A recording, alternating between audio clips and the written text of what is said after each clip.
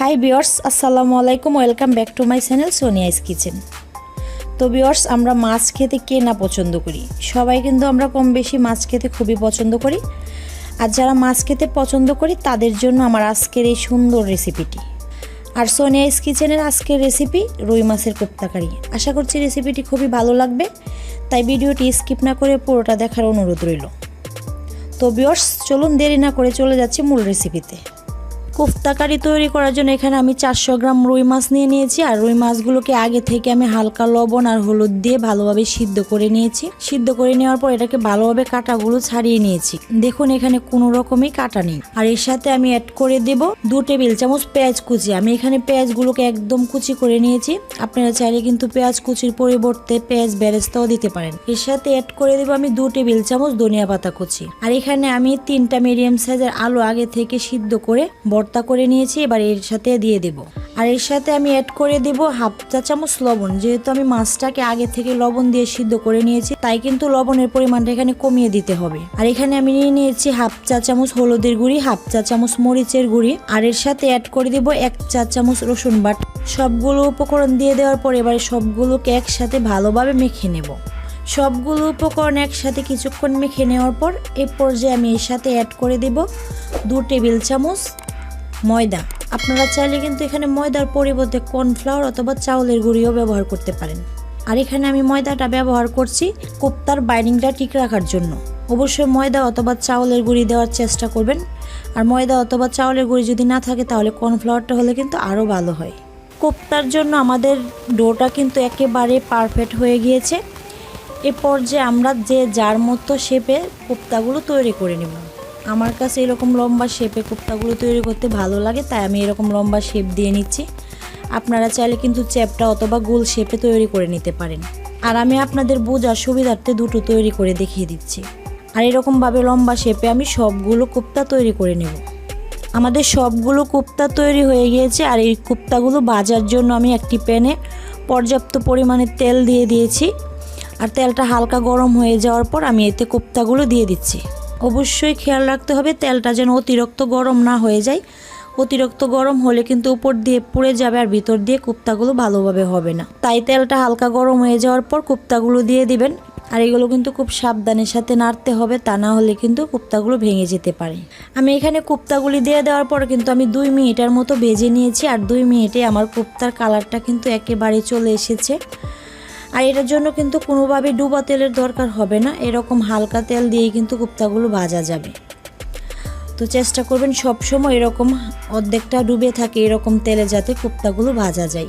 দেখুন ভিউয়ার্স, আমাদের কোপ্তাগুলো কতটা সুন্দর একটা লুক নিয়ে এসেছে। কোপ্তাগুলোকে উল্টিয়ে দিয়ে আমি এগুলোকে আরও 2 মিনিট ভেজে নেব। তো ভিউয়ার্স, সর্বমোট 5 মিনিট ভেজে নেওয়ার পরে দেখুন আমাদের কোপ্তার কত সুন্দর একটা কালার চলে এসেছে। এ পর্যায়ে আমি সবগুলো কোপ্তা উঠিয়ে নেব।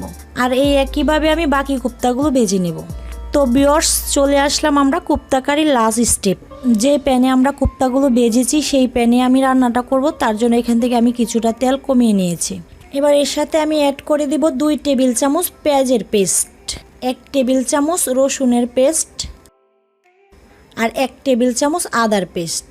আর এর সাথে দিয়ে দিব আমি একটি তেজপাতা। আর তেজপাতাটাকে ছিঁড়ে এরকমভাবে 2 টুকরো করে নিয়েছি। আর দিয়ে দিচ্ছি এখানে 3টি এলাচ, 1 ইঞ্চি পরিমাণে 2টো দারচিনি। এইগুলো দিয়ে দেওয়ার পর আমি এখানে মশলাটাকে 1 থেকে 2 মিনিট ভেজে নেব।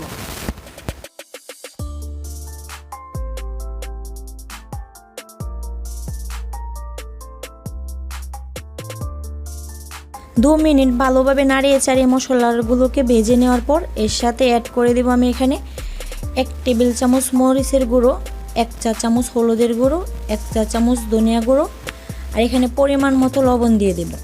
যেহেতু আমরা কোপ্তাটা তৈরি করার সময় লবণ দিয়েছি, তাই এখানে লবণের পরিমাণটা কিন্তু একেবারে কম দিতে হবে। যদি প্রয়োজন হয় পরবর্তীতে চেক করে আবার দিয়ে দেবেন। শুকনো উপকরণগুলো দিয়ে দেওয়ার পর এটাকে হালকা একটু নাড়িয়ে মিশিয়ে নিয়ে এর সাথে আমি অ্যাড করে দেব সামান্য পরিমাণ পানি। সামান্য পানি দিয়ে মশলাটাকে আমি 4-5 মিনিট কষিয়ে নিয়েছি। এই পর্যায়ে আমি এর সাথে অ্যাড করে দেব পানি। আর পানিটা পুরোপুরি নির্ভর করছে আপনার উপর, আপনি কী রকমভাবে কোপ্তাটা খেতে চান। আসলে কোপ্তা কিন্তু মাখা মাখা হলেই ভালো হয়। আমি মাখা মাখা কোপ্তাটাই পছন্দ করি, তাই এখানে আমি অল্প করে পানি দিয়ে দিচ্ছি। আর আমার এখানে সর্বমোট পানি লাগছে 1.5 কাপের মতো। আর আমি এখানে পানিটা অল্প অল্প করে দিয়ে ভালোভাবে মশলাটা পানির সাথে মিশিয়ে নিচ্ছি। এবার অপেক্ষা করব পানিটা ফুটে আসা পর্যন্ত। আমাদের পানিটা কিন্তু ফুটে এসেছে। এই পর্যায়ে আমি কোপ্তাগুলো এতে অ্যাড করে দেব।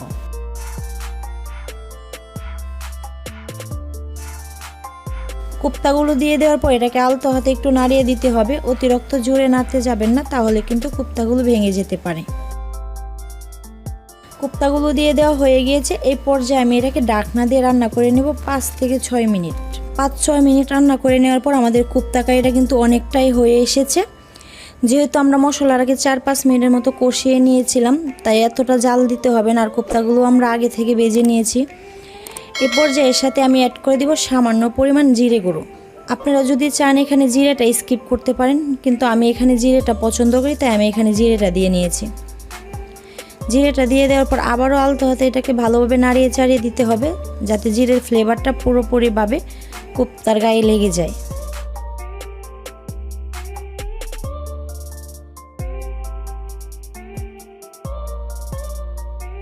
আর এর সাথে আমি অ্যাড করে দেব কিছু কাঁচামরিচ। আর কাঁচামরিচগুলোকে আমি এরকমভাবে মাঝখান দিয়ে ছিঁড়ে নেব, যাতে কাঁচামরিচের সুঘ্রাণটা কোপ্তা কারিতে মিশে যায়।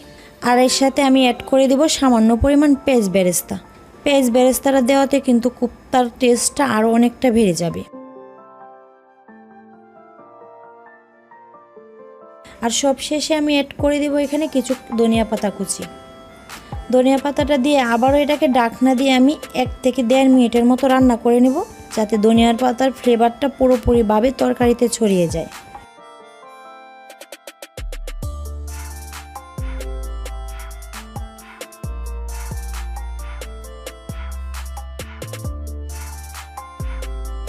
তো ভিউয়ার্স, 1 থেকে 1.5 মিনিট রান্না করে নেওয়ার পর আমাদের কোপ্তা কারিটা কিন্তু পুরোপুরিভাবে রেডি হয়ে গিয়েছে। এ পর্যায়ে আমি চুলাটা অফ করে আপনাদেরকে পরিবেশন করে দেখিয়ে নেব। তো ভিউয়ার্স, আমাদের কোপ্তা কারিটা কিন্তু পুরোপুরি রেডি হয়ে গিয়েছে। আমরা যারা কাটার ভয়ে মাছ খেতে পারি না, তাদের জন্য কিন্তু আমার আজকের রেসিপি।